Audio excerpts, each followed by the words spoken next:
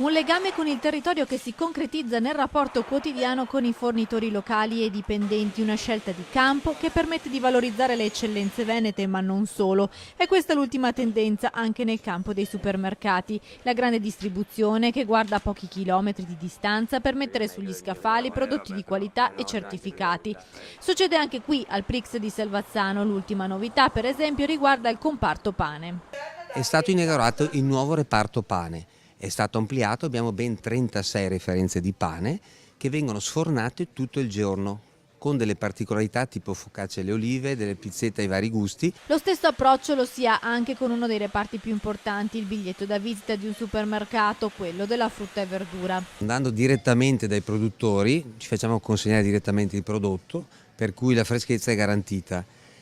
E diamo la possibilità il sabato e la domenica di avere uno sconto 30% per i nostri clienti su tutta la frutta e verdura sfusa, per cui continuiamo ad avere clienti nuovi che per fortuna dopo, trovandosi bene, vengono anche durante la settimana. Gli spazi enormi sovradimensionati stanno lasciando spazio invece a punti vendita di grandezza media che ricordano i negozi di vicinato e rendono l'acquisto veloce ma allo stesso tempo ricco di scelte.